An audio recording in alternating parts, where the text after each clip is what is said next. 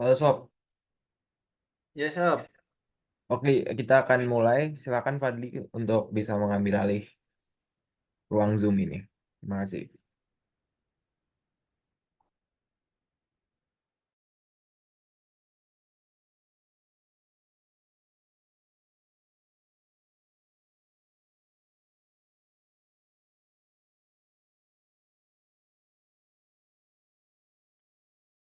Halo Fadli.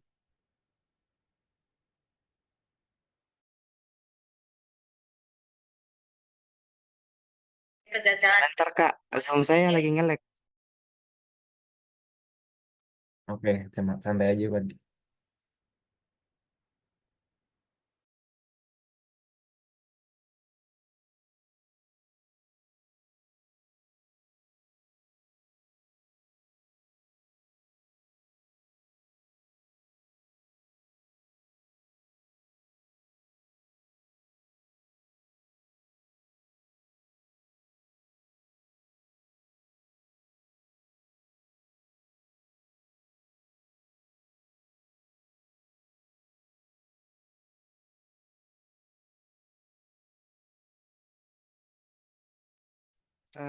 Mohon izin sebelumnya ada yang bisa bantu handle dulu nggak?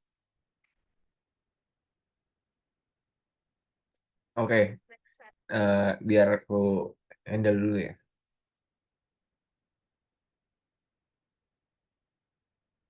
Oke, selamat malam semuanya sobat-sobat UI sekalian. Jadi kita akan memulai seminar hari ini. Dan di sini sudah ada Bang Ardi yang juga keren. Dia udah punya pengalaman background di bidang robotik, di mana kita tahu bersama bahwa kita juga punya nilai teknologi dan salah satu poinnya adalah tentang robotik, di mana nanti kita ke depannya Indonesia juga akan ke arah yang lebih advance teknologinya, di mana salah satunya adalah robotik. Jadi aku di sini sebelum Bang Ardi memulai, biarkan aku membacakan sedikit profil singkat dari Bang Ardi di sini. Jadi Bang Ardi itu di sini memiliki berbagai pengalaman. Beliau ini dari S1 di UGM di Electronics and Instrumentation, lalu sekarang sedang menimba ilmu di Columbia University di Mechanical Engineering dan concentration-nya di Robotics and Control. Terus Bang Ardi ini juga punya banyak pengalaman mulai dari bidang telekomunikasi sampai bidang pertambangan, sampai akhirnya juga beliau juga sempat menjadi teaching assistant di Columbia University, khususnya untuk matkul-matkul atau courses-courses di bidang robotika. Jadi tanpa berlama-lama lagi nih Sob, kita udah bisa mulai. Silakan Bang Ardi, waktu dan Zoom kami persilakan. Baik, terima kasih Kevin atas pembukaan openingnya. Selamat malam waktu Indonesia. Salam kenal teman-teman dari Yo Universe. Terima kasih sudah menginvite saya sebagai narasumber untuk mengisi acara pada malam ini. Mungkin saya langsung izin share slide saya aja ya. Silakan. Sudah ya, oke.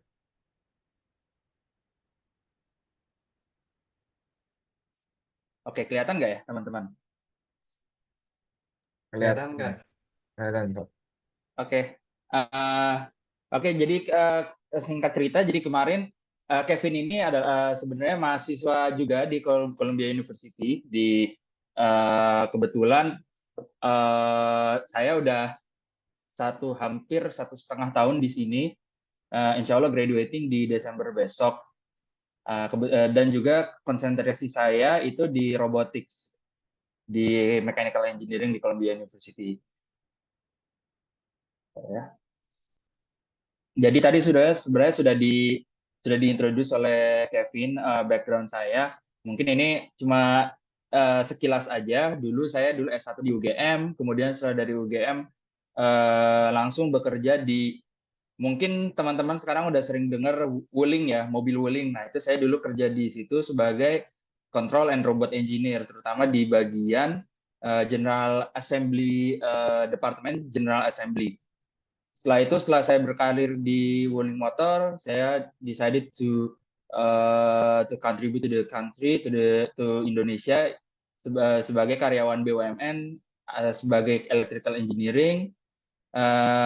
Berkarir di sana mungkin sampai 2023 kemarin. Dari posisi yang sebelumnya electrical engineer, kemudian menjadi technical lead engineer, dan sekarang menjadi mahasiswa lagi nih, S2 di mechanical engineering, robotics concentration.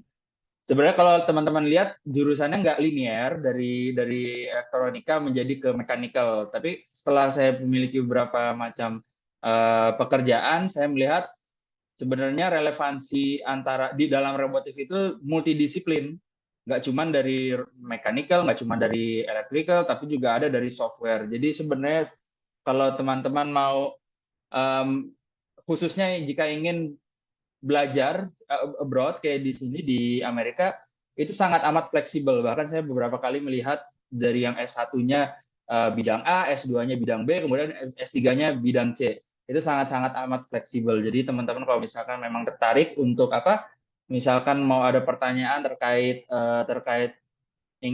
misalkan ingin studi di sini, bisa langsung tanyakan saya di LinkedIn. Ini ada QR code yang saya sediakan di sini, atau bisa juga tanya ke Kevin yang juga sama-sama mahasiswa Columbia University.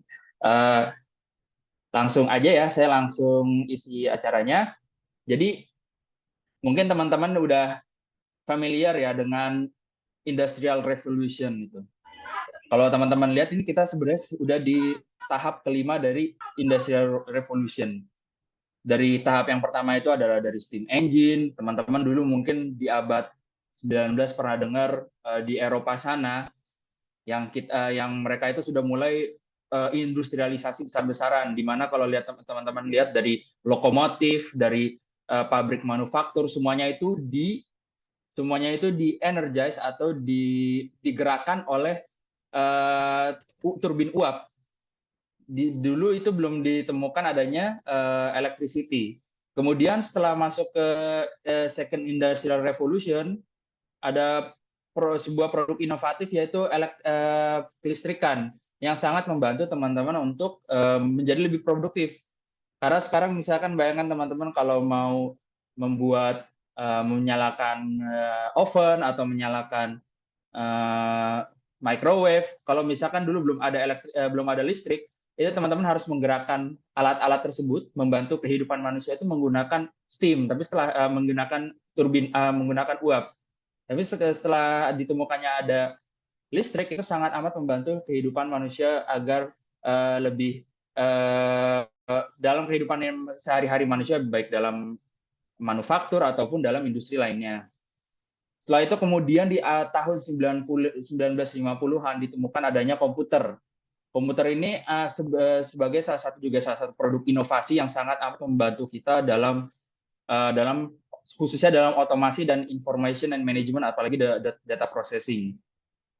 Setelah komputer naik lagi ke Fourth Industrial Revolution, sekarang teman-teman mungkin sudah familiar dengan namanya IIoT atau Industrial Internet of Things, karena semuanya sekarang hampir semua devices itu semua terkonek dengan internet. Robotics pun juga. Dan sekarang kita ini ada di new frontier. Frontier itu kita ini ada di benar-benar dimasuk di dalam era yang kita lihat itu adalah AI atau artificial intelligence. Sebenarnya artificial intelligence itu berbeda dengan digital karena artificial intelligence itu kita bisa melihat, kalau mungkin teman-teman menggunakan ChatGPT, mereka itu seperti memiliki kecerdasan. Kecerdasannya itu kita tidak perlu memberikan instruksi yang sangat ruwet, tapi AI ini dapat memahami segala macam instruksi yang telah kita berikan. Jadi saya mungkin akan skip langsung ke Fourth Industrial Revolution karena berdasarkan latar belakang saya dulu bekerja di Wuling Motors Indonesia di bagian robotics. Mungkin teman-teman lihat di sini ini saya bisa berani bilang di pabrik mobil tersebut 80% itu hampir semuanya robotics. Artinya apa? Sebenarnya kalau kalian teman-teman punya pemahaman khususnya dalam bidang dalam bidang robotics ini itu sangat amat membantu dalam menekan harga dan juga meningkatkan produktivitas, karena dengan adanya teknologi robotics ini teman-teman ini nggak perlu takut akan terjadinya kesalahan, karena terjadinya error atau kesalahan dalam proses manufaktur atau pembuatan mobil itu sangat amat ditekan. Jadi misalkan teman-teman di sini lihat ada ini namanya proses welding atau proses penyambungan antar bodi mobil itu. Dulu sebelum adanya robotics ini hampir semuanya dilakukan oleh manusia yang sangat membutuhkan, dan ini pekerjaannya sangat repetitif, yang artinya risiko untuk terjadinya kesalahan dalam produksi itu sangat tinggi. Dan juga untuk masalah safety ini juga jika dilakukan oleh manusia itu risikonya juga cukup tinggi. Mungkin saya akan jelaskan dari proses di mobil manufaktur itu seperti apa. Dari pertama itu dari press shop, jadi lempengan besi yang ditekan sehingga menyerupai bentuk-bentuk, mungkin kalau teman-teman lihat di sini adalah frame-frame mobil. Kemudian body shop ini proses penggabungan antara lempengan-lempengan mobil itu menggunakan robotics arm seperti ini. Kemudian setelah sudah terassemble dari lempengan frame mobil ini dimasukkan ke paint shop. Paint shop itu sebenarnya ya mobilnya itu rangka mobilnya dicat berdasarkan demand dari warna yang dari retailer mobil, dealer mobil ya. Setelah itu kembali paling final itu assembly shop, yaitu proses perakitan seluruh komponen-komponen mobil terjadi di assembly shop. Mungkin teman-teman lihat di slide kanan ini proses ini juga mungkin lihat teman-teman ini adalah pekerja-pekerja dari Indonesia ya. Ini rata-rata teman-teman dari SMK yang sangat amat mengerti bagaimana proses pemasangan engine atau mobil, engine mobil untuk dipasang di mobil tersebut. Ini adalah proses di paint shop. Jadi kalau bayangkan teman-teman kalau misalkan proses men-spray cat itu menggunakan orang, itu akan khususnya dari safety mungkin akan berdampak efek jangka panjang khususnya kepada orang-orang yang terus exposure dengan chemical hazardous seperti ini. Dan juga lihat teman-teman lihat di sini ini adalah namanya AGV atau Automated Guided Vehicle. Fungsinya adalah ini sebenarnya saya bisa bilang robot karena dia membantu manusia untuk membawa blok mesin ini yang sangat berat untuk membantu manusia memasangkan blok mesin ini ke mobil. Seperti yang kita lihat sebelumnya di slide sebelumnya, ini robotnya ini akan membantu menaikkan blok engine itu ke atas mobil tanpa harus menggunakan bantuan manusia. Nah, kemudian saya setelah itu bekerja di proses mining di industri smelter. Mungkin teman-teman juga sering mendengar yang lagi viral sekarang itu nikel ya. Saya dulu bekerja di proses pabrik nikel. Kalau dilihat di kanan bawah ini proses sederhananya. Jadi dari laterite ore atau dari proses dari tanah mentah yang mengandung nikel laterite itu dilakukan proses pengeringan dulu, atau kita bisa bilang menghilangkan kandungan air yang ada di tanah itu dengan proses kita namanya kalsinasi, proses kalsinasi. Ini proses kalsinasi di sini ini menggunakan suhu yang sangat tinggi namanya di alat yang di atas ini namanya rotary kiln. Rotary kiln ini bisa dibilang aku bisa bilang seperti oven kali ya, seperti oven. Itu sangat mengurangi kandungan kelembapan dari tanah tersebut. Dan ini di sebelah kiri, kalau teman-teman lihat, ini adalah isi dari rotary kiln tersebut. dalam proses maintenance itu sendiri, karena di rotary kiln ini membutuhkan suhu yang sangat tinggi, biasanya dilapisi di dalamnya menggunakan brick. Atau brick itu teman-teman bisa seperti kayak bahan dari tembok gitu ya. Nah, ini untuk proses, karena dalam seiringnya waktu, proses brick-nya ini bisa terdegradasi oleh waktu, sehingga kita membutuhkan proses maintenance atau membongkar semuanya, kemudian dipasang kembali brick-brick tersebut di dalam rotary kiln. Tetapi jika dilakukan oleh tangan manusia atau proses manual, itu akan membutuhkan waktu yang sangat amat lama dan juga sangat tidak safety. Karena di dalam ini bekas pembakaran, artinya gas CO itu sangat tinggi. Sehingga tidak, dengan kehadiran adanya, mungkin teman-teman lihat namanya ini mesin robot juga. Ini robot demolition robot. Jadi dia membantu untuk menghancurkan atau untuk mengelupaskan brick-brick yang ada di dalam rotary kiln ini, di dalam rotary kiln. Ini juga proses kalau tadi teman-teman lihat di slide sebelumnya, ada proses setelah dari kalsinasi, hasil dari yang ore yang sudah sangat kering itu dimasukkan ke dalam tungku furnace. Tungku itu seperti bejana yang sangat besar, isinya itu prosesnya itu untuk mengkonversi dari bentuk yang sudah sangat kering itu menjadi metal cair. Kalau teman-teman lihat di sebelah kiri ini proses yang dulu sebelum adanya robot, menggunakan tenaga manusia yang sangat tidak safety. Kalau misalkan terjadi yang tidak diinginkan, bisa fatal. Dengan adanya arm robotics ini sangat amat membantu proses dalam mengekstraksi metal yang dari hasil tungku furnace tersebut. Jadi teman-teman bisa bayangkan mungkin dengan tidak ditemukannya robotics ini,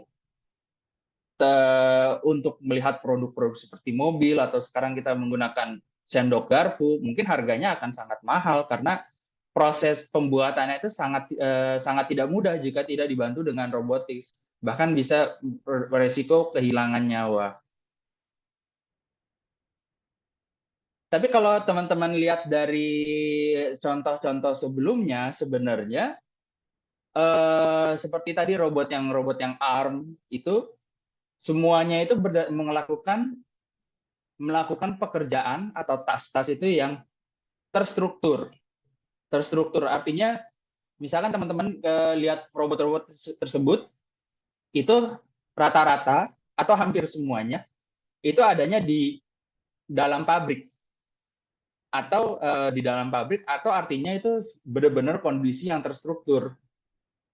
Tapi kalau teman-teman lihat sendiri, sebenarnya ada nggak robot yang misalkan kita jalan keluar ke mall atau ke taman atau ke restoran, itu robot yang benar-benar membantu kita gitu. Nah, ini sebenarnya pertanyaan yang menarik karena ini salah satu pencetus dari ditemukannya AI atau artificial intelligence. Karena robot-robot tersebut itu hanya kita temukan rata-rata di dalam situasi atau environment yang terstruktur atau lingkungan yang terstruktur. Kemudian muncul pertanyaan, apakah bisa nih robot yang seperti tadi memiliki self-awareness agar bertindak secara pintar, hanya berdasarkan perception. Perception itu berdasarkan apa yang mereka lihat, mereka rasakan, atau mereka rasakan, intinya bisa dari indera pendengaran atau indera penglihatan, dari penciuman. Apakah bisa seperti itu? Manusia tidak perlu memberikan instruksi khusus agar robot tersebut bisa melakukan tas-tas tersebut secara intelijen, secara pintar. Jadi berdasarkan pertanyaan tersebut, sebenarnya robot-robot yang kita lihat sebelumnya itu adalah hanya mesin, karena ada muncul statement baru, robot itu adalah gabungan antara dari hardware seperti yang kita lihat sebelumnya dan juga memiliki kecerdasan. kecerdasan buatan, artificial intelligence. Artinya robot tersebut bisa memiliki self awareness atau memiliki self decision untuk melakukan tas-tas yang tidak perlu dibantu oleh manusia. Dan itu mungkin teman-teman juga pernah mendengar ini, the Turing test ya. Apakah komputer itu bisa mengimitasi manusia misalkan dalam berbicara atau bahkan robot itu kita tidak bisa dibedakan antara manusia dalam hal ini, dalam hal kecerdasannya atau kecerdasan buatannya. Mungkin pertanyaan ini sangat sederhana dari Alan Turing ya. Alan Turing itu adalah mungkin teman-teman pernah dengar ini the Turing test atau Alan Turing. Itu salah satu komputer scientist yang sangat terkenal di tahun 1950. Akibat dari pertanyaan ini muncullah berbagai macam riset dari berbagai macam negara. Apakah ini bisa dijawab pertanyaan ini? Mungkin kita sebentar ya. Kita lihat dulu video di sini.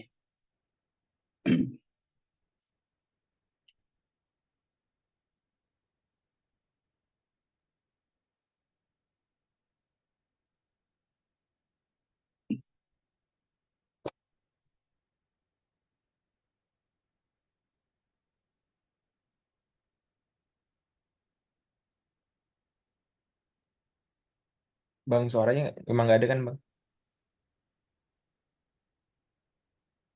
Harus, Halo, nggak kedengeran ya? iya, harus di share sound kayaknya. Dari pas share screen itu di Oke, sebentar ya. share sound ya. Oh iya, sorry, share sound. Siap. Thank you, Kevin. Oke. Kalau sekarang gimana?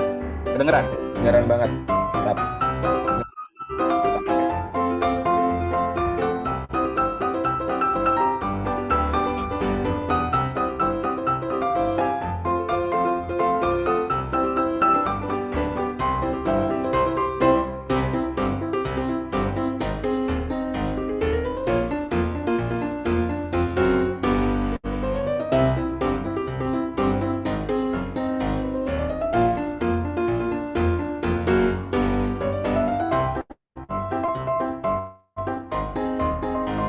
Ya, kalau teman-teman lihat dari video ini, sebenarnya bisa dibilang robotnya nggak intelligence ya. Ini di tahun 2015, di mana DARPA atau mungkin aku bisa berani bilang ini kayak BRIN-nya Indonesia melakukan kampanye. Ada nggak yang bisa membuat robot yang benar-benar bisa mengimitasi manusia? Kemudian dari saintis dari seluruh dunia mencoba untuk menjawab pertanyaan tersebut, tapi kalau teman-teman lihat ya kayaknya nggak bisa juga ya robotnya untuk melakukan simple task gitu ya. Dengan robotnya yang tadi jatuh-jatuh, bahkan untuk membuka tutup pintu pun juga nggak bisa gitu. Nah, kemudian muncullah konsep dalam AI, itu artificial intelligence. Mungkin teman-teman lihat di sini, kita bilang artificial intelligence itu biasanya disebut agent. Ini yang di sini adalah robotnya, itu kita bisa bilang agent. Kemudian di sebelah kanan ini ada environment atau lingkungan sekitar. Jadi agent ini mengambil data perception berdasarkan dari environment, baik itu dari sensor penglihatan, pendengaran, ataupun sensor apapun atau pengindera apapun, melakukan specific action yang rasional. Artinya kalau yang tadi kita lihat teman-teman sebelumnya itu, robotnya itu kalau kita interpretasikan tidak melakukan action yang rasional kan. Untuk membuka pintu aja nggak bisa, untuk yang membuka pintu, bahkan untuk berjalan atau turun dari mobil aja itu sulit. Berarti kita masih bisa bilang robot-robot yang tadi itu bukan robot sebenarnya, hanya sebagai mesin. Kemudian muncullah konsep AI. Jadi AI ini lebih tertarik untuk melakukan keputusan, melakukan keputusan-keputusan atau action seperti membuka pintu dan membuka tutup pintu atau jalan hanya berdasarkan indera yang dia lihat atau indera dia yang dengar, atau intinya bagaimana agent itu melihat dalam lingkungan yang sangat kompleks tetapi bisa dilakukan secara otonomus, artinya tanpa adanya intervensi dari manusia-manusia itu. Jadi mungkin teman-teman di sini ini adalah tahun 1956. Sebenarnya AI ini sudah cukup lama, dari tahun 1956. Ini Dartmouth Conference ada di Summer Research Project. Artinya memang kalau teman-teman lihat Summer Research itu di Amerika itu khususnya di musim summer, beberapa mahasiswa atau dosen-dosen itu antara ada yang liburan atau yang melakukan project. Jadi dilihat ini ada 10 orang yang founding fathers of AI. Ini ada di Dartmouth College, di salah satu universitas terkenal juga di Amerika, yang melakukan summer research project terhadap artificial intelligence. Jadi sebenarnya kalau teman-teman lihat AI, artificial intelligence, itu sangat luas, sangat amat luas. Kalau yang umum seperti sekarang itu ChatGPT itu masuknya di kategori deep learning atau di LLM, large language models. Kalau kita samakan dengan konsep yang sebelumnya yang tadi teman-teman lihat ada agent sama lingkungan, ChatGPT itu juga melakukan perception berdasarkan misalkan kita menginput sesuatu, itu salah satu bentuk perception dari ChatGPT. Apa sih? Apa yang dia dapatkan inputnya itu dari orang yang melakukan ChatGPT itu bisa berupa kita mengetik sesuatu atau kita melakukan upload file di mana di ChatGPT, atau bahkan melakukan reaction. Itu juga salah satu bentuk ChatGPT sebagai agent menerima perception dari user yang melakukannya, kemudian melakukan certain action yang tentunya sudah dilakukan training, agent tersebut sudah dilakukan training agar bisa melakukan action tertentu yang sangat khususnya di environment yang sangat kompleks. Kalau aku sendiri di robotics di Columbia University ini, aku lebih tertarik kepada reinforcement learning. Apakah bisa misalkan reinforcement learning itu lebih ke trial and error. Bisa nggak kita melakukan mengajarkan robot yang aku punya di sini,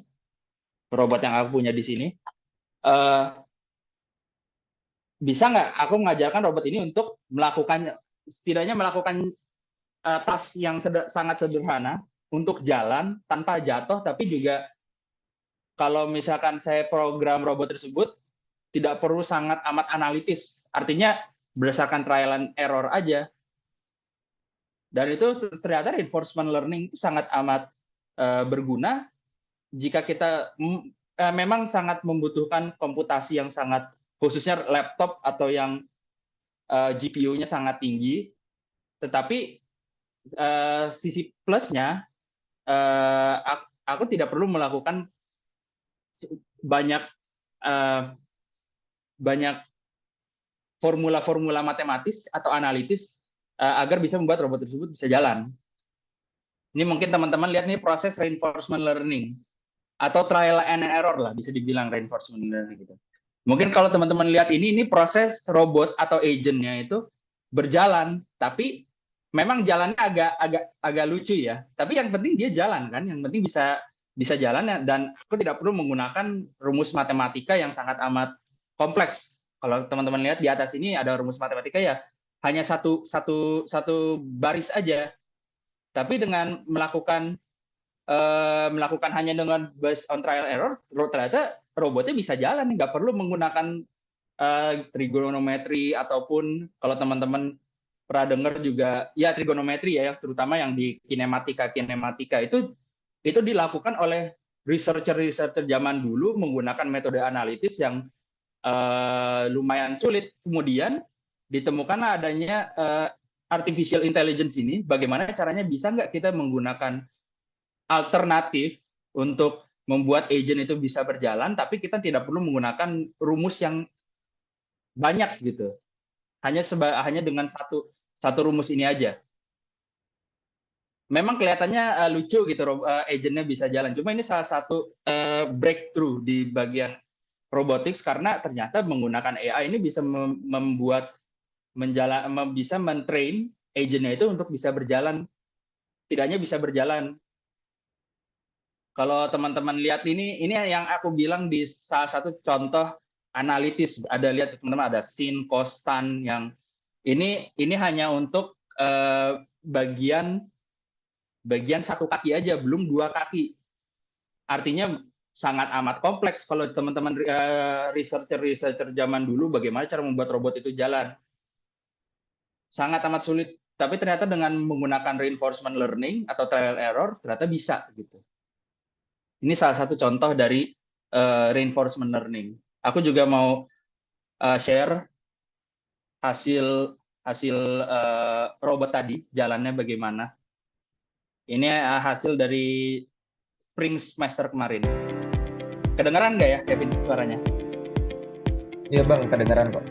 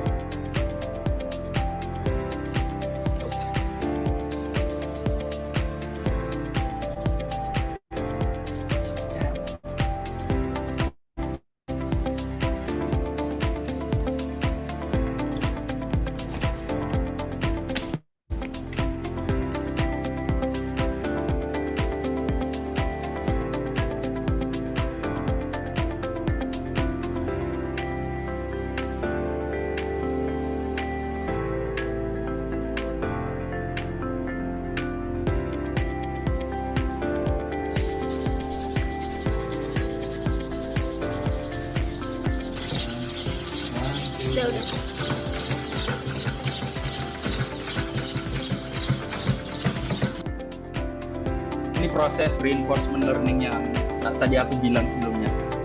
Dia robotnya mencoba untuk berdiri sekarang. Tapi setelah berbagai macam iterasi, ternyata robotnya bahkan bisa berjalan sekarang.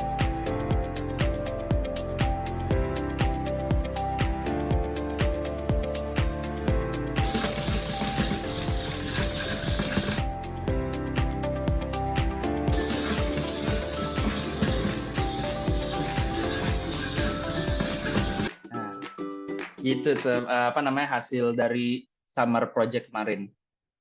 Balik lagi ke slide ya. Kita udah di akhir. Sebenarnya future trends dari robot ini, aku berani, kalau tadi teman-teman lihat 5 tahun yang robot yang jatuh itu sebenarnya tahun 2015. Tapi sekarang teman-teman udah lihat ternyata dengan adanya penggunaan reinforcement learning sangat membantu robot untuk dalam berjalan bahkan berdiri. Dan sekarang teman-teman lihat mungkin ada di Boston Dynamics yang juga viral beberapa minggu yang lalu. Itu bisa berdiri tapi berdirinya funky banget kayak ke belakang gitu. Dan sebenarnya bukan cuma Boston Dynamics, ada banyak sekarang perusahaan-perusahaan robotik yang sudah mulai melakukan breakthrough, terutama dalam bagaimana apakah robot-robot tersebut bisa membantu manusia khususnya di environment atau lingkungan yang sangat tidak struktur. Mungkin 10 tahun ke depan sudah sangat umum kita bisa melihat robot-robot yang sudah berlalu lalang di mana di misalkan di mall atau di jalan, sebenarnya sudah cukup terlihat. Kalau di sini tuh setauku ada di California. Kalau di Indonesia itu ada GoFood, GrabFood, ada Shopee Foods. Di sini untuk delivery di California khususnya delivery makanan itu sudah menggunakan robot seperti ini, menggunakan robot yang tidak ada driver, artinya hanya berdasarkan aplikasi nanti robot tersebut datang ke restonya, restonya yang akan menaruh makanan di dalam robot tersebut, robotnya akan secara otonomus tanpa perlu ada intervensi manusia mendeliverkan makanan tersebut ke end usernya. Ini juga di sebelah kiri bawah ini ada researcher dari Princeton, TidyBot namanya. Bisa dibilang ini robot yang membantu manusia untuk melakukan bersih-bersih ya di rumah. Kayak misalkan di sini ada botol yang sudah tidak terpakai. Kalau teman-teman lihat ya di YouTube ada juga.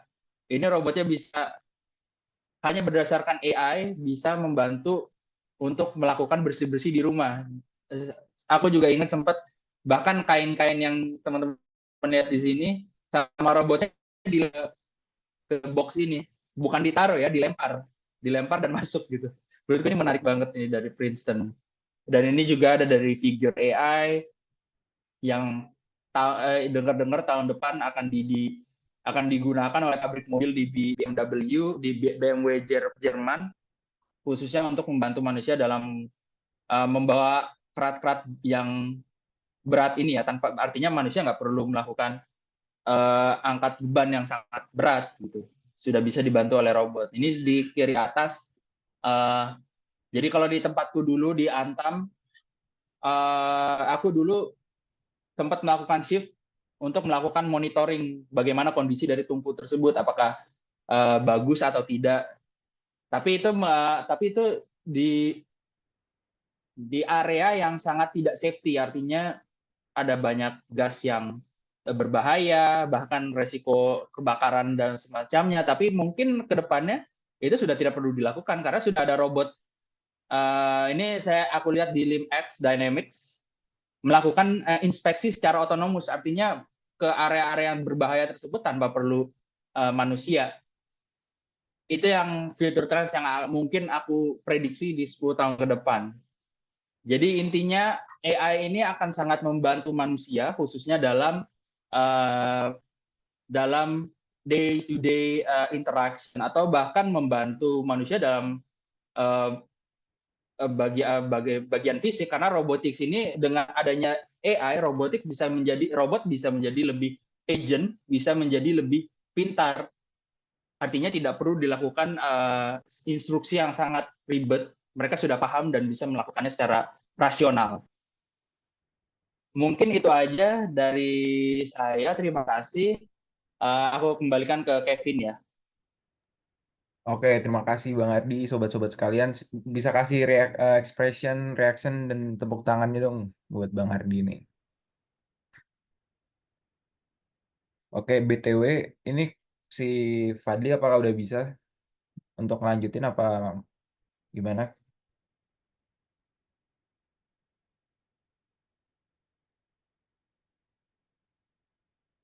Oke, kalau belum bisa, biar aku akan lanjutin lagi. Oke, sobat-sobat sekalian, ini Bang Ardi udah keren banget. Ini worth 1 tahun ya Bang, di Columbia University kayaknya ini materinya hari ini nih, karena keren banget. Nah, sobat-sobat sekalian, ini sekarang kita masuk ke sesi Q&A. Jadi kalau mau ada yang nanya ke Bang Ardi langsung, karena Bang Ardi ini juga keahliannya banyak ya, dari tadi udah disebutin pengalamannya. Terus sekarang juga lagi banyak banget, tadi udah sempat ada portfolio projectnya, terus juga udah juga sering courses-courses yang robotics ini juga yang diambil yang keren-keren gitu. Jadi silahkan sobat-sobat sekalian, aku persilakan untuk ngasih pertanyaan ke Bang Ardi. Ada yang mau bertanya?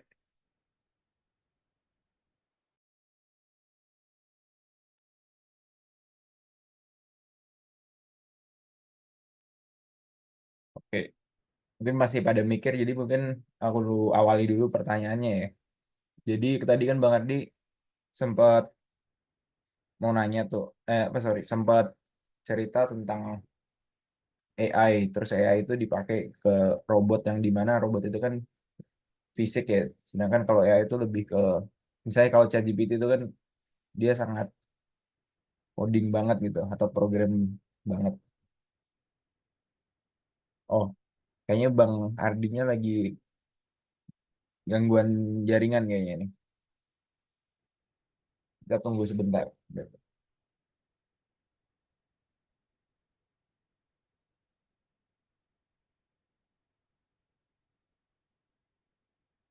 Halo Bang Ardi.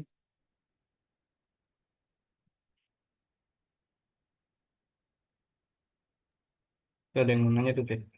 Halo Bang Ardi. Halo, halo. Halo, halo. Maaf tadi nggak tahu kenapa tiba-tiba keluar Zoom-nya. Oh, oke, nggak apa-apa. Ya, jadi tadi gimana? Jadi agak ke-skip deh. Iya, jadi Maaf ya. nggak apa-apa kok. Jadi tadi ada pertanyaan sebenarnya lebih ke penasaran sih. Jadi kan tadi kalau misalnya tadi Bang Ardi kan bahas tentang AI terus ditaruh di artificial agent ya Bang, yang dimana dari codingan reinforcement terus akhirnya dipakai ke robot yang lebih fisik gitu, yang ada fisiknya. Nah, itu tuh apakah semua robot itu bisa pakai codingan yang sama? Istilahnya gini, kayak tadi kan itu untuk belajar berjalan gitu. Nah, apakah mungkin nanti ketika robot itu dilatih untuk misalnya eh ya tadi kayak makanan, ngantar makanan atau bikin makanan bahkan mungkin juga ditaruh di drone, itu sama nggak sih bahasanya kayak pakai tadi rumus yang satu baris doang tadi tuh? Itu aja dulu mungkin pertanyaan pembuka, karena kayaknya sobat-sobat yang lain masih pada memikir untuk pertanyaannya. Karena ini kan robotik ini kan baru banget kan. Jadi Ya, betul. butuh proses untuk bisa memahami ininya. Oke. Oke. Oke ya. Thank you, Kevin. Jadi kalau berdasarkan yang tadi satu baris tadi, iya betul bisa dipakai.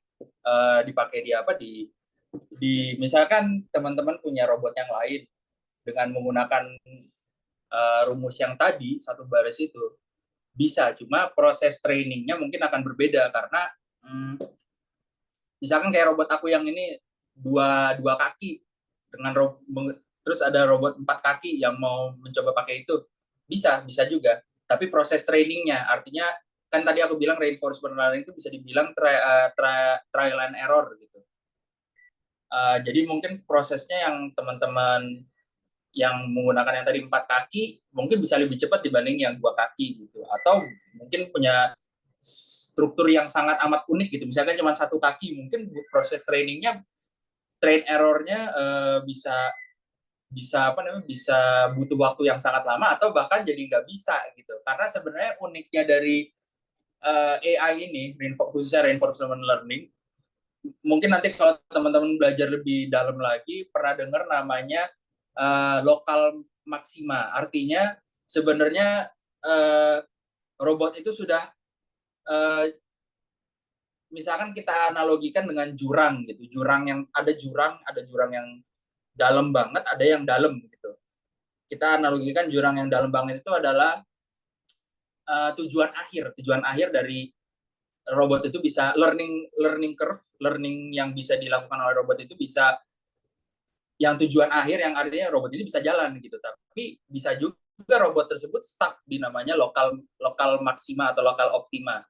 Nah, itu yang agak agak ada dari sisi negatifnya dari AI atau reinforcement learning itu, robotnya itu bisa stuck di namanya lokal minima, lokal optima itu. Artinya untuk melakukan training yang sampai benar-benar bisa jalan itu butuh komputasi yang sangat amat tinggi gitu agar bisa keluar dari namanya lokal optima atau lokal minima. Makanya teman-teman mungkin pernah dengar sekarang itu kayak Tesla bikin data center yang sangat besar gitu, yang kita bingung kan ini data center buat apa, banyak GPU ada banyak banget buat apa gitu. Sebenarnya ya tujuannya untuk melakukan training dari agent itu, training training, karena misalkan Tesla ini kan eh, terkenalnya dengan autonomous robot, itu sebenarnya AI juga, tapi untuk melakukan AI-nya itu di training agar bisa melakukan secara intelijen seperti autonomous driving itu membutuhkan komputasi yang sangat tinggi, artinya membutuhkan GPU yang tinggi juga gitu. Mungkin secara kasar mudah-mudahan menjawab itu. Gitu. Oke, thank you Bang. Ini ternyata sobat-sobat udah pada bertanya di kolom komen, biar aku bacain. Yang pertama dari Sob Syahda. Oke, Kak, kalau untuk aplikasi coding atau programming robot untuk anak SMA atau awal kuliah yang sangat preferable apa? Oh, buat anak SMA ya. Eh ini ya, apa namanya tadi yang computer science sama yang ini bukan yang di chat, bukan pertanyaannya. Iya, ini yang di chat yang Sob Syahda ini. Terus yang Oh, Sob beda lagi. Arin mungkin sekalian aja mungkin ya. Kak mau tanya Oh lagi, ya, agak off topic kayaknya. Aku kan baru mau ganti salah satu pelajaran aku ke computer science. Nah, aku mau tanya, kira-kira computer science itu kontribut banget nggak sih di major mechanical engineering today? Oke, itu dari dua pertanyaan itu mungkin silakan Bang Ardi untuk bisa menjawab. oh ya, boleh. Aku jawab yang Arin dulu ya. Yang tadi computer science ke mechanical engineering today itu aku jawab itu sangat amat kontribut ya. Bahkan aku bilang tadi robotics itu bisa dibilang jurusan atau riset topik yang sangat baru banget. Artinya butuh kolaborasi antara berbagai macam multidisipliner, dan bahkan yang sekarang lagi aktif research itu setahuku malah lebih banyak dari computer science, khususnya di mana di AI-nya itu, untuk melakukan develop bagaimana caranya bisa melakukan robot atau yang sudah dilakukan secara didesain secara mekanikal itu bisa lebih pintar. Itu yang sekarang setahuku malah lebih banyak aktif research itu dari computer science dibanding dari mechanical itu sendiri. Gitu. Mungkin yang pertanyaan kedua bisa diulang lagi, Vin. Oke, jadi pertanyaan yang tadi itu dari Syahda. Kak, kalau untuk aplikasi coding atau programming robot untuk anak SMA atau awal kuliah yang sangat preferable apa? Makasih. Oh, oke. Oh, ini yang aku tangkap berarti semacam platform belajar ya, belajar codingan yang direkomendasikan. Kalau aku sih dengar-dengar yang sangat membantu itu, aku pribadi pakainya codewars.com. Tapi itu udah lama banget, sekarang udah nggak pakai lagi sih. Itu lebih memakai untuk codewars.com itu buat teman-teman bantu setidaknya lebih familiar dengan sintaks codingan. Tapi aku juga sempat dengar dari beberapa teman itu ada namanya LeetCode. Aku pribadi belum pernah nyoba pakai LeetCode. Aku pakainya codewars.com.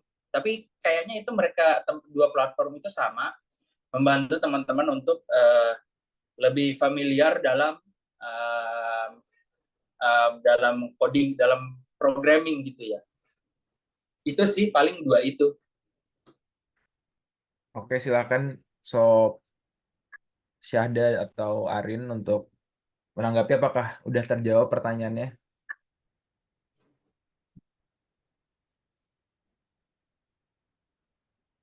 Gimana Sob Arin, Sob Syahda nih? Sobat-sobat yang lain juga kalau mau bertanya atau berdiskusi juga dipersilahkan di sini karena kita masih punya waktu ternyata. Bisa juga ditulis di kolom chat dan kalau misalnya nggak bisa ini bertanya secara langsung. Ini ada respon dari Sob Syahda. Terima kasih banyak Kak. Kalau misal buat codingnya apakah better bahasa C atau Java atau apa Kak? Oh iya, Ada follow up question ya. Ya. oh, ya bagus banget nih pertanyaannya dari Syahda nih. Kalau aku pribadi, kalau tergantung sebenarnya Syahda mau fokus di bidang apa. Karena aku fokusnya di robotics, itu yang aku pelajari itu cuma dua, C sama Python. Kayak misalkan Java, Kotlin, itu aku yang lain selain dari C sama Java, aku nggak tahu sama sekali. Cuma makanya tergantung dari, misalkan Syahda mau mau fokus di mana, di web development, mungkin belajarnya Python gitu, atau belajarnya yang selain C. C itu sangat, setahuku yang aku tahu tuh C itu low code base banget, yang artinya lebih banyak di mana diimplementasi di kayak tadi, kayak robotics gitu. Cuma kalau misalkan mau di AI atau machine learning, mungkin fokusnya di Python. Jadi sebenarnya nggak ada jawaban apa namanya harus belajar bahasa yang mana. Tergantung mau minatnya kemana. Kalau misalkan kayak aku tadi lebih ke hardware, itu aku lebih banyak pelajarin C sama Python. Tapi kalau misalkan ada yang lebih senang untuk simulasi, misalkan di teman-teman di mechanical ada simulasi-simulasi di pelajaran mekanikalnya, setahu aku mereka banyak yang pakai MATLAB gitu. Atau yang teman-teman electrical juga untuk di mana di apa di listrik gitu menggunakan MATLAB. Atau teman-teman yang dari statistik mereka banyak yang pakai R atau Python. Jadi sebenarnya tergantung dari aplikasi yang mau apa namanya Syahda kira-kira nanti mau ke depan mau jadi apa gitu. Gitu sih. Semoga menjawab ya. Oke, gimana Syahda, udah aman? Sobat-sobat Yoi yang lain juga boleh untuk silahkan bertanya kalau misalnya masih penasaran tentang robotik. Mungkin ada di sini ada Sob Fatih, Sob Rara, Sob Coki, Sob Tono, Sob Emma, Sob Ame. Silakan, ada yang mau bertanya tadi? Suara siapa?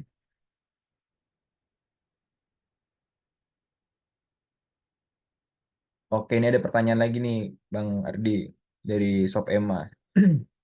Kak, kira-kira apa langkah-langkah pembuatan robot? Apakah coding dahulu atau sketsa visual? Dan berapa lama waktu rata-rata rampung?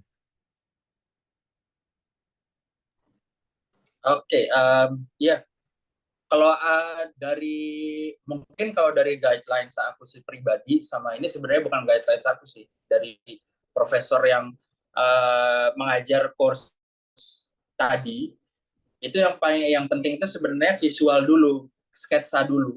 Karena dari sketsa itu teman-teman bisa punya gambaran kira-kira akan mau dibuat seperti apa. Karena nanti pada proses pertengahan atau proses manufaktur pembuatan, mungkin kalau tadi teman-teman lihat ada perbedaannya jelas banget itu, dari robot ayam tiba-tiba jadi robot yang kotak doang gitu.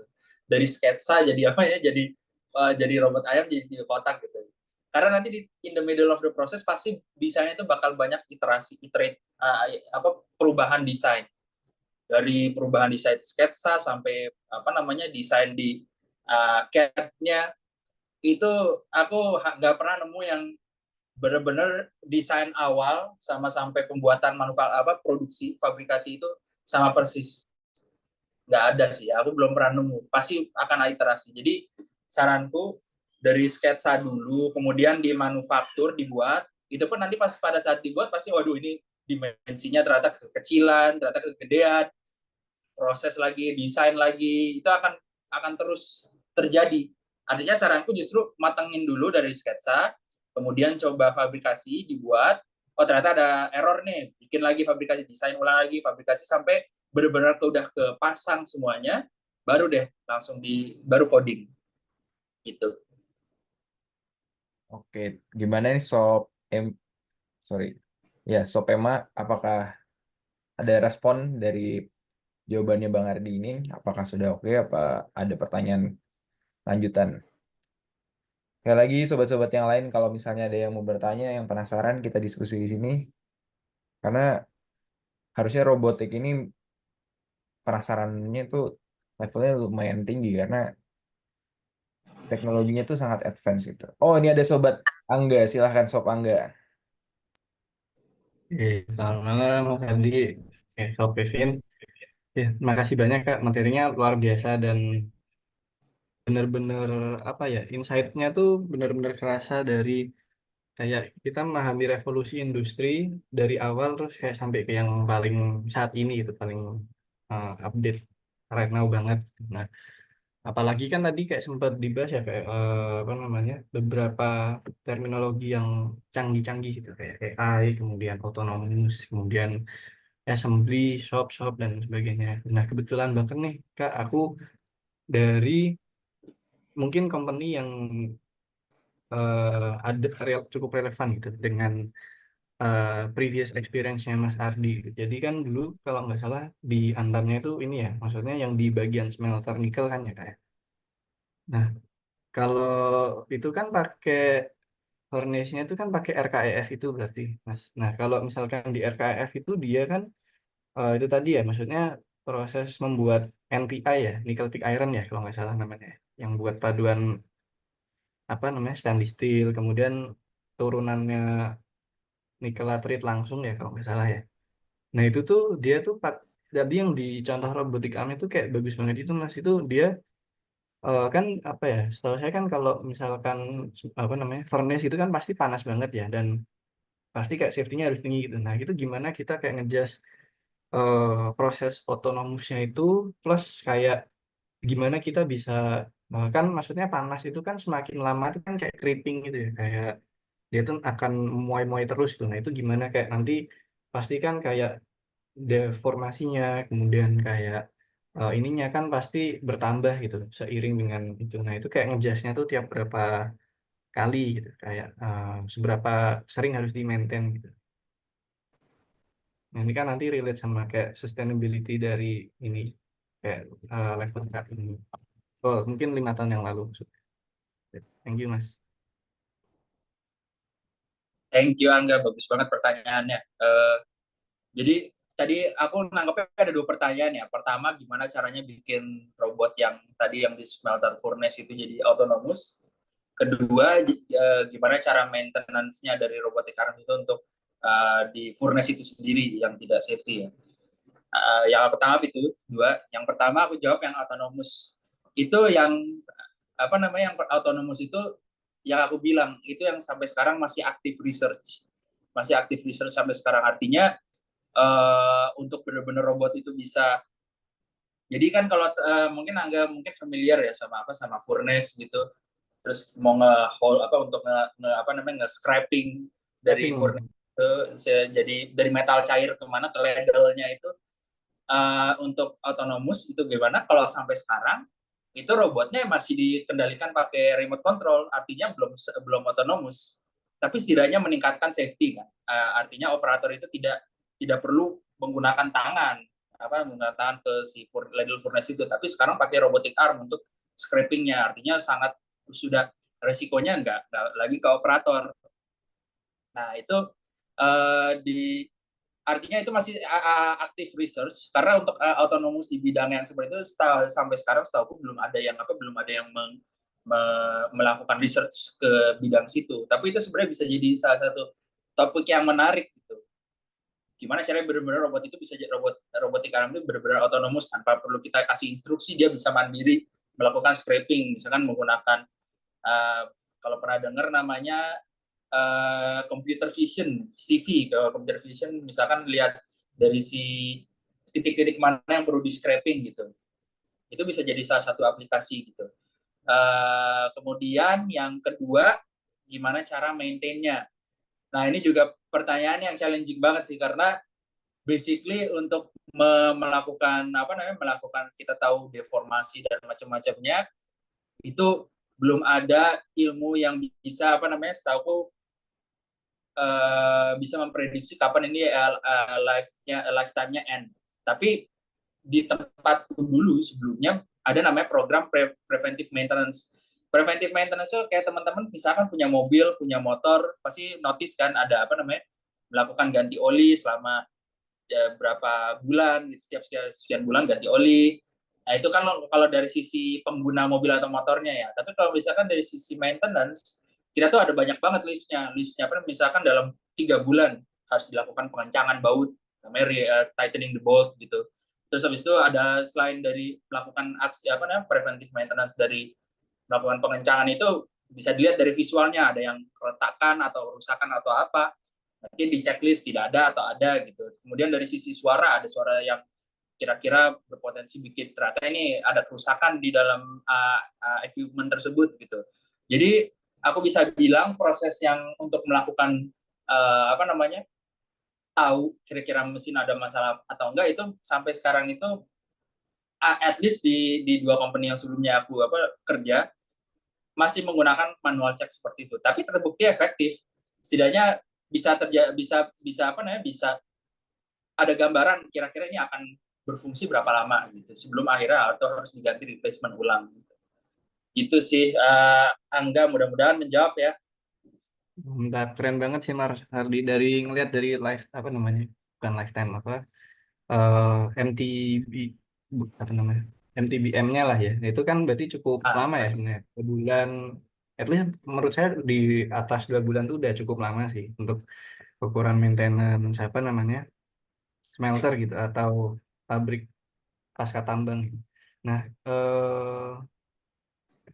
nah itu kan ini ya Mas ya, maksudnya dari si tadi kan memang kalau scraping sama tapping itu memang kayak cenderung krusial ya Mas ya, karena itu kan langsung kayak jantungnya gitu ibaratnya. Jantungnya yang mana kalau itu berhenti itu nanti next line-nya pasti berhenti semua kan. Dan yang biasanya sering itu kan mungkin selain dari kayak deformasinya atau apa itu kan mungkin clogging-nya itu ya. Jadi kayak misalkan macet nanti kan dia ngehambat produksi itu gitu. Nah itu kayak dari challenge-nya di kayak misalkan robotic arm atau mungkin kayak programming-nya itu kayak lebih ke mana Mas? Maksudnya kayak apakah semua variabel itu jadi sorry, maksudnya kayak deformasi, panas, kemudian pemuaian dan lain sebagainya itu apakah emang menjadi sesuatu apa namanya hal yang dipertimbangkan itu buat programming atau kayak batasannya segimana? Oke, keren banget Angga pertanyaannya. Kamu jurusan metalurgi ya? Enggak, aku Atau mesin sebenarnya Mas, cuman mesin ya ya? sambil belajar di plan. Oke. Aku coba jawab berdasarkan ini ya, pemahaman ya. Jadi kalau di manufaktur, di tempat baik di otomotif atau di smelter kayak kemarin, biasanya equipment yang kritikal, kayak tadi Angga bilang itu kritikal ya. Kritikal karena kalau misalkan kritikal itu sebenarnya definisi sederhananya kalau misalkan terjadi kerusakan ya udah line-nya stop gitu. Nah, biasanya kalau di manufaktur kayak untuk equipment kritikal tuh kita minimal punya dua equipment. Artinya kalau misalkan satu equipment rusak, yang itu di take out, di apa namanya di service, tapi yang ada yang keduanya itu bisa langsung dipakai, segera dipakai gitu. Artinya resiko untuk terjadinya downtime atau loss produksi itu ya dimitigasi dengan metode seperti itu. Untuk programming atau apanya sebenarnya ya apa namanya persis yang yang digunakan sekarang sama yang itu ladle armnya rusak gitu. Ya kalau misalnya kita nggak punya spare, udah otomatis line setelahnya itu stop produksi. Jadi kalau misalkan praktek yang sangat umum itu itunya di take out, yang baru yang sama persis. Makanya kita selain dari sisi maintenance, preventive maintenance itu selain tadi sorry aku juga kelupaan, selain dari preventive maintenance, selain dari checking itu kita ada rutin backup dari misalkan si apa namanya dari robotnya itu firmware, kita bilangnya firmware karena kalau software itu produk soft, kalau firmware itu yang untuk hardware gitu, itu ada rutin backup misalkan sebulan sekali bahkan, jadi sebulan sekali di backup. Jadi kalau misalkan terjadi kerusakan atau apa, tinggal apa plug and play aja, yang rusak itu masukin ke shop, yang apa namanya yang spare-nya itu langsung dipakai gitu sih. Mudah-mudahan menjawab ya Angga. Keren banget, makasih Mas Andi. Ini ya apa dalam kata lain tuh rutin backup ini ya condition base ya. Karena kita kan ibaratnya yang harus lebih pintar dari mesin kita sendiri gitu. Tapi emang bener sih Mas, dan itu eh, solusi yang eh, apa mutakhir gitu. Kayak artinya satu spare nanti kalau misalkan ada maintenance nanti gantian. Thank you banget Mas Hardi buat insight-nya. Kembali ke Kevin. Oke, Sob Angga. Mantap banget kayaknya diskusinya seru banget ya. Oke, Sob, ini kita kasih kesempatan terakhir, pertanyaan terakhir. Ada yang mau bertanya nggak nih? Silakan, Sob. Yang mau bertanya, masih bingung?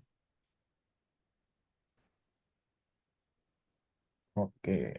Sepertinya udah nggak ada yang bertanya nih, Bang Ardi. Oke, Bang Ardi.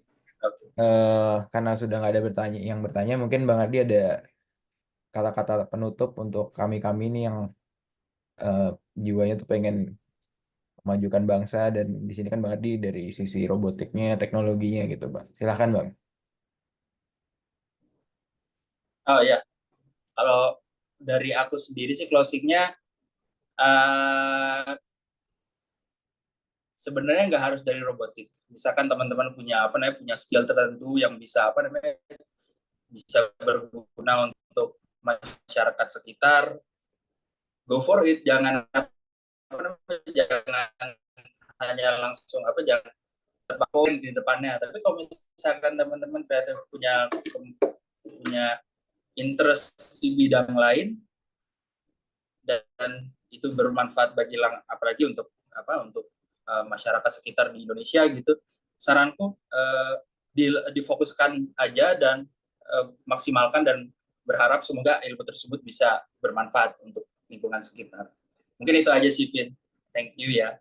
Oke, terima kasih Bang Ardi. Kita ke sesi paling terakhir, yaitu adalah foto. Sobat-sobat silahkan dibuka kameranya biar kita bisa dokumentasi bareng-bareng. Sobat-sobat sekalian, ada Fadli. Oh, ini ada pertanyaan terakhir nih. Kayaknya ini, Kak, BTW tips masuk Ivy League.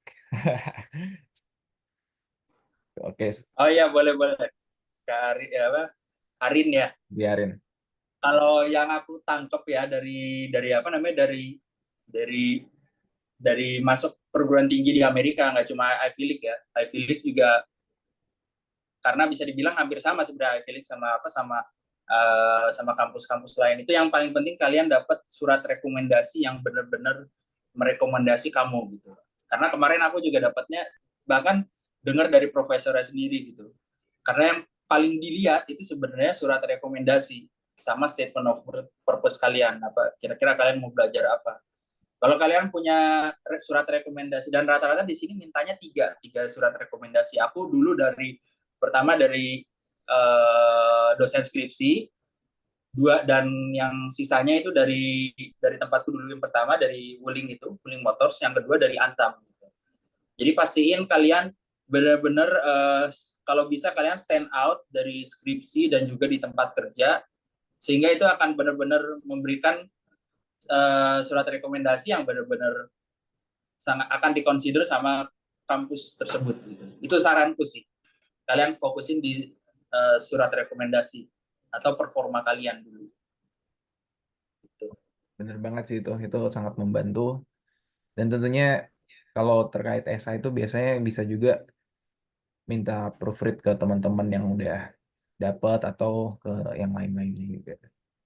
Oke, kita ke sesi terakhir. Silakan nih sobat-sobat yang belum buka kamera nih, ada Fadli, ada Tono, ada Rara, ada Coki, Ame, Arin, Syahda, Marjan, Noval, silakan. Kita hitung mundur ya. Oke, silakan kasih reaction, kasih gaya terbaik. 1, 2, 3.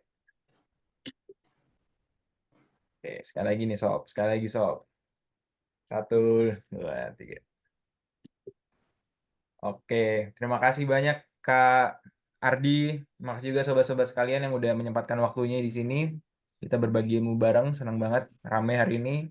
Mudah-mudahan bermanfaat, dan jangan lupa kita ada satu event terakhir di YOI, yaitu minggu depan kita ngomong tentang energi wisdom, atau gimana caranya kita menggunakan energi dan agar lebih sustainable juga dunia ini, dan kita juga penambah ilmu bareng-bareng ala YOI. Terima kasih sob. Semoga malamnya juga beristirahatnya dengan baik, dan besok beraktivitas entah kerja atau sekolah juga semangat. Terima kasih semuanya. Sampai ketemu lagi. Terima kasih Mas Terima Ardi, kasih Bang Ardi. sukses-sukses Mas Kevin, Sob Yoi. Makasih Phil, makasih Angga, makasih teman-teman. Izin live ya. Sampai ketemu Mas. Yuk. Terima kasih.